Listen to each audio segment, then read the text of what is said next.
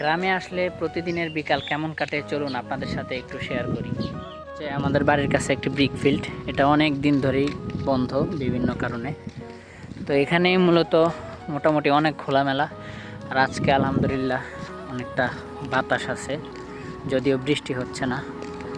তো সৈকতকে অনেক সময় পাওয়া যায় না, বন্ধু সৈকত ব্যস্ত থাকে, কারণ বিকালবেলায় সে আরও কয়েকটা প্রাইভেট পড়ায়।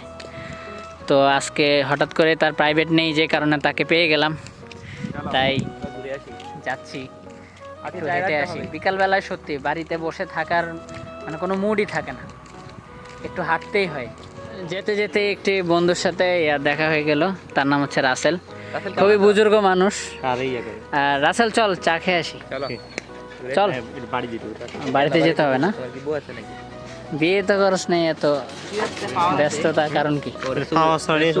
না আমি কই কি কোনা দিতে পারেন চুল লাগাইনি না, শায়েক হয়ে যেতেছে দিন দিন আসল। যাক মাশাআল্লাহ। বাড়িতে আসুস কয়দিন? না কালকে চলে যাব কালকে মাদ্রাসা বলে না? আচ্ছা ঠিক আছে রাসেল, আসি তাইলে। রাসেল অনেক ভালো একটি ছেলে। যাই হোক, আমরা আমাদের রাস্তা দিয়ে হাঁটি, দেখতেই পাচ্ছেন কত সুন্দর বাতাস। রাস্তায় যেতে যেতে অনেকগুলো হাঁসের সাথে দেখা, দেখতে পাচ্ছেন তারা সারিভাবে কি সুন্দর করে হাঁটতেছে, কেউ কাউকে ছাড়া হাঁটতেছে না। ভালো লাগে এসব দৃশ্য দেখলে। নোয়াহাটে এসে পড়ছি। এখানে আরও অনেক দোকান ছিল পূর্বে, কালের পরিবর্তনে দোকানগুলো হারিয়ে গিয়েছে। আর এটার নাম বর্তমানে নোয়াহাট, কিন্তু এটার পূর্বের নাম ছিল যুক্তিতলা বাজার। এখানে মূলত ভরপুর দোকান ছিল এবং বাজার ছিল, কিন্তু কালের পরিবর্তনে এখন বাজার হারিয়ে গিয়েছে, সব দোকানপাট হারিয়ে গেছে, সবাই চলে গেছে। এখানে একটি ঈদগাহ আছে, এখানে আলহামদুলিল্লাহ প্রতি বছর এই ঈদগাহ ময়দানে নামাজও হয়। এখানে একটি ছোটোখাটো খামারও আছে।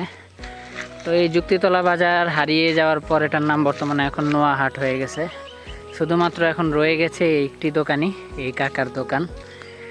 এই দোকানটাই, চায়ের দোকানটাই উনি সেই সময় থেকে এখনো পর্যন্ত এখানে উনি মানে স্থায়ীভাবে আছে। এছাড়া যত দোকানপাট ছিল সবাই মোটামুটি চলে গেছে।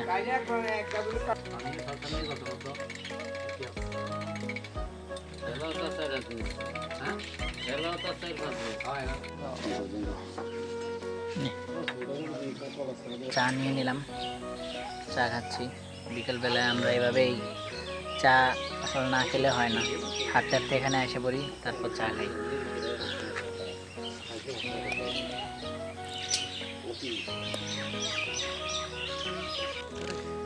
চা খাওয়া শেষে এখন বাড়ির দিকে চলে যাচ্ছি। একটু পর মাগরিবের আজান দিবে, মাগরিবের নামাজ পড়বো। তো আজকের ভিডিওটা এই পর্যন্তই। বিকালটা অনেক সুন্দর ছিল। সকলে ভালো থাকবেন। আল্লাহ হাফেজ।